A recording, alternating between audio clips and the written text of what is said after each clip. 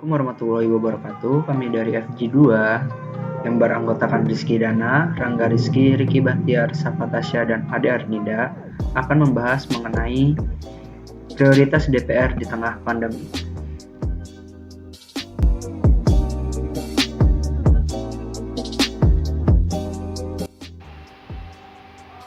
Meski kini lebih banyak membahas penanganan COVID, akan tetapi penolakan sejumlah elemen masyarakat agar DPR dan pemerintah tak membahas Omnibus Law RUU Cipta Kerja di tengah wabah COVID-19 yang tak direspon dengan baik, dan DPR bersama pemerintah yang tetap melanjutkan pembahasan RUU Sapu Jagat tersebut dengan dalih tetap ingin produktif di tengah status darurat kesehatan itu, menimbulkan hilangnya rasa kepedulian atau munculnya rasa apatis rakyat terhadap kinerja DPR. Yang dilakukan DPR dan pemerintah dalam mengabaikan suara rakyat pada saat itu, atau bahkan lebih memprioritaskannya pembahasan RUU dibanding hajat hidup orang banyak, dinilai ketidakadaannya rasa kemanusiaan. Hal ini disebabkan oleh penyelewengan prosedural dan substansi dalam beberapa RUU yang membuatnya semakin tak layak untuk menjadi prioritas DPR RI saat krisis pandemi. Dikala susahnya bertahan hidup, Dewan Perwakilan Rakyat yang seharusnya menjadi tempat bernaung dan mencari keadilan justru menghilangkan rasa empatinya. Bahkan muncul pendapat rakyat sepertinya ada kecenderungan wakil rakyat ini hanya mendengarkan partai, tidak mendengarkan rakyat, padahal dia wakil rakyat bukan wakil partai. DPR dan pemerintah hendaknya juga mempertimbangkan situasi pandemi yang saat ini masih berlangsung. Kontroversi di masyarakat seperti beberapa waktu lalu perlu dihindari. Pengesahan RUU yang terjadi belum lama ini telah menimbulkan reaksi sangat besar dari masyarakat, bahkan masih berlangsung sampai dengan saat ini. Reaksi tersebut disebabkan diantaranya proses pembahasan yang tidak akuntabel dan dalam waktu yang sangat cepat. Oleh karena itu, DPR dan pemerintah sebaiknya menunda pembahasan RUU yang berpotensi menimbulkan kontroversi di tengah masyarakat. Selanjutnya saya akan membahas tentang pentingnya skala prioritas bagi kebijakan legislator di masa pandemi COVID-19 ini. Pada dasarnya, penyusunan skala prioritas bertujuan agar kita tidak lupa dengan prioritas utama kita dan tidak terganggu dengan berbagai hal-hal lain yang tidak begitu penting. Apabila tidak punya skala prioritas yang jelas, maka mungkin saja kita akan sulit untuk keluar dari keadaan yang tidak menguntungkan. Nah, pada masa pandemi COVID-19 sangatlah penting membuat skala prioritas bagi pemerintah dalam membuat hal kebijakan. Hal ini untuk menunjang keberhasilan dalam melewati masa pandemi ini, sehingga pemerintah dapat tepat dalam menyalurkan dana ke prioritas yang telah ditentukan di masa pandemi ini. Nah, pada masa pandemi ini seharusnya ada 3 sektor ketahanan yang harus menjadi prioritas penting pemerintah. Nah, 3 sektor ketahanan tersebut adalah kesehatan, pangan, dan juga sosial. Ini bisa dibilang sektor kesehatan dan sektor ekonomi. Dengan skala prioritas yang ada, pemerintah dapat membuat kebijakan-kebijakan yang memiliki urgensi penting terhadap yang sudah diprioritaskan. Pencegahan penyebaran COVID-19 ini termasuk menjadi prioritas utama pemerintah. Begitu juga dengan penanganan pasien yang terpapar COVID-19. Oleh karena itu, pemerintah harus melakukan langkah untuk memprioritaskan kesehatan dengan terlebih dahulu, seperti merealokasikan anggaran untuk sarana fasilitas kesehatan bagi tenaga medis dan juga masyarakat langsung. Nah, selain itu, pemerintah juga harus memprioritaskan pemulihan ekonomi di masyarakat yang terdampak oleh keadaan pandemi ini. Tidak sedikit masyarakat yang terkena PHK. Pemerintah dalam ini bisa melakukan berbagai macam-macam bantuan sosial kepada masyarakat dalam berupa pangan ataupun berupa uang tunai. Nah, dengan pemerintah yang menjadikan penanganan COVID dan pemulihan ekonomi sebagai prioritas utama mereka, maka hal tersebut akan membantu negara ini melewati masa pandemi. Oleh karena itu, pemerintah sebaiknya tidak membahas hal yang tidak memiliki urgensi penting dengan prioritas di masa pandemi ini. Demikian dari saya. Selanjutnya akan dilanjutkan oleh rekan saya. Terima kasih.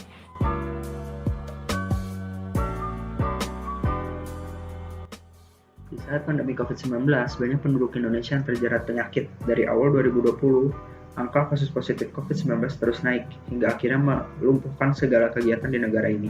Salah satu sektor yang terdampak dari pandemi COVID-19 ini adalah sektor ekonomi di Indonesia. Saat pandemi COVID, warga Indonesia diwajibkan untuk bertahan di rumah saja dan mengurangi kegiatan di luar rumah. Sekolah dan para pekerja kantor pun diubah metodenya menjadi WFH atau work from home untuk para karyawan kantor, dan pembelajaran daring untuk para siswa dan juga mahasiswa. Tapi bagaimana dengan para penjualan di pasar? Bagaimana dengan para supir, ojek online, dan para UKM usaha makanan dan minuman, pekerja pariwisata yang memerlukan keluar rumah untuk bekerja dan menafkahi keluarga mereka? Maka dari itu, kelumpuhan sektor ekonomi yang diakibatkan oleh pandemi COVID-19 ini mengakibatkan resesi atau krisis ekonomi di negara Indonesia. Resesi ekonomi ditandai dengan menaiknya tingkat pengangguran, penurunan penjualan retail, dan melemahnya produk domestik bruto. Sementara itu, mengutip dari The Balance, resesi artinya penurunan signifikan dalam kegiatan ekonomi yang berlangsung dalam beberapa bulan, umumnya dalam 3 bulan atau lebih. Dalam masa pandemi yang mengakibatkan resesi ekonomi ini, kita perlu menegaskan kembali landasan ekonomi negara kita yang berdasarkan Undang-Undang Dasar 1945 Pasal 33. Undang-Undang Dasar 1945 Pasal 33 Ayat 1 berbunyi, perekonomian disusun sebagai usaha bersama berdasar atas asas kekeluargaan. Makna yang terkandung dalam ayat tersebut yakni sistem ekonomi yang dikembangkan seharusnya tidak berbasis persaingan serta atas asas yang sangat individualistik. Para pemerintah, swasta, ataupun masyarakat membangun usaha ekonomi bersama yang berdasarkan asas kekeluargaan. Demikian pada ayat 2 dan 3 menegaskan bahwa pemerintah memegang cabang produksi yang penting dan kekayaan alam dipegang oleh negara demi dipergunakan untuk kemakmuran rakyat. Dengan ekonomi asas kekeluargaan, semua lapisan masyarakat di Indonesia diwajibkan untuk membangun usaha ekonomi bersama guna memperlepas status resesi ekonomi di Indonesia di masa pandemi COVID-19 ini.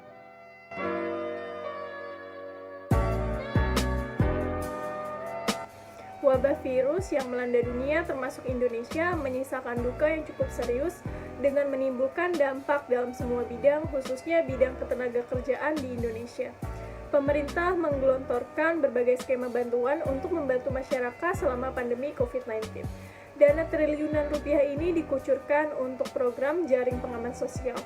Berbagai bantuan ini diharapkan bisa meringankan beban masyarakat yang ekonominya terdampak pandemi. Selain itu, bantuan ini diharapkan kembali bisa mendongkrak perekonomian yang tumbuh minus 5,32% pada kuartal 2 2020. Berikut daftar bantuan yang dikucurkan pemerintah selama pandemi. Yang pertama ada bantuan sembako. Bantuan berupa paket sembako dikucurkan sejak awal pandemi COVID-19 yang terjadi di Indonesia. Bantuan ini diberikan bagi warga DKI Jakarta dan wilayah sekitarnya, yakni Bogor, Depok, Tangerang Selatan, dan Bekasi. Yang kedua ada bantuan sosial tunai. Sama dengan bantuan sembako, program ini juga dikucurkan sejak awal kasus COVID-19 muncul di Indonesia.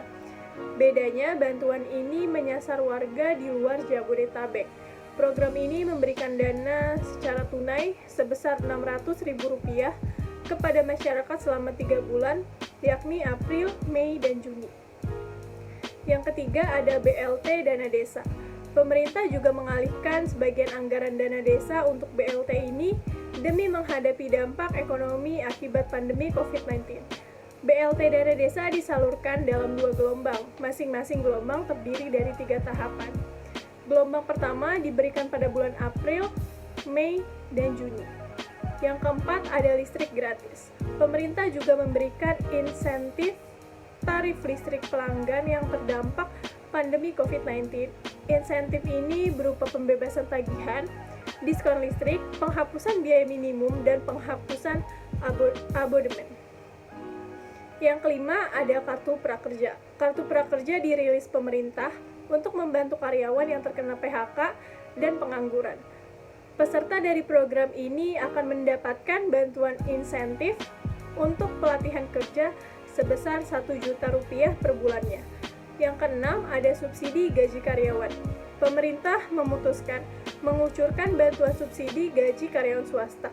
Karyawan yang mendapat subsidi ini adalah mereka yang terdaftar di BPJS Ketenagakerjaan dengan gaji di bawah 5 juta. Yang terakhir, ada BLT Usaha Mikro Kecil.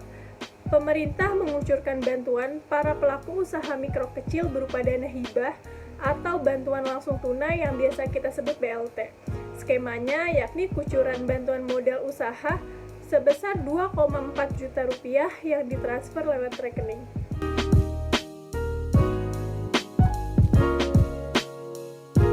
Baik, materi selanjutnya mengenai pentingnya revolusi birokrasi pada lembaga pemerintahan.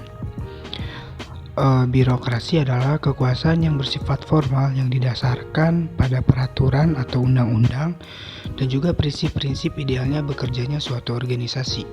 Birokrasi merupakan instrumen penting dalam masyarakat yang kehadirannya tidak mungkin terelakkan. Dalam dunia pemerintahan, konsep birokrasi dimaknai sebagai proses dan sistem yang diciptakan secara rasional untuk menjamin mekanisme dan sistem kerja yang teratur, pasti, dan mudah dikendalikan. Sebagai warga negara Indonesia, tentunya pernah bersinggungan langsung dengan alur birokrasi pemerintahan dalam mengurus administrasi surat, seperti mengurus KTP, kemudian akta kelahiran, kartu keluarga, SIM, NPWP, sertifikat tanah, dan lain-lain. Berbagai komentar dan tanggapan warga dalam pengurusan administrasi bermunculan. Ada yang merasa puas karena pelayanannya yang baik, ada yang merasa kecewa, kesal, bahkan marah karena harus melalui beberapa meja petugas, apalagi jika petugas yang ditunjuk tidak ada atau sedang keluar. Bahkan ada petugas yang meminta uang pelicin agar urusan bisa lancar dan juga cepat. Permasalahan di atas mengenai dinamika birokrasi di Indonesia sudah menjadi rahasia umum bahwa setiap pengurusan apapun di instansi pemerintah terkesan lamban, berbelit-belit, bahkan adanya pungli hingga suap. Oleh karena itu diperlukanlah pembenahan birokrasi dalam pemerintahan agar urusan rakyat menjadi lebih prioritas, efektif, responsif, dan juga efisien. Agar kualitas pelayanan publik menjadi lebih baik, maka birokrasi harus mengubah posisi dan peran yang selama ini dimainkan. Dari yang suka mengatur dan memerintah, berubah menjadi suka melayani. Dari yang selalu berpendekatan kekuasaan dan monolog, berubah ke arah yang fleksibel, kolaboratif, dan dialogis. Serta dari ciri-ciri yang sloganistik menuju cara-cara kerja yang realistik, pragmatis. Selain itu, dalam lingkungan internal pemerintah diperlukan adanya kemampuan leadership yang baik di setiap jenjang, yaitu kepemimpinan yang masing-masing kepala daerah yang berperan penting dalam kesuksesan dari reformasi birokrasi. Peran kepala daerah dapat meminimalisasi tindakan korupsi, kolusi, nepotisme dalam birokrasi karena tugas kepala daerah sebagai decision maker. Terima kasih.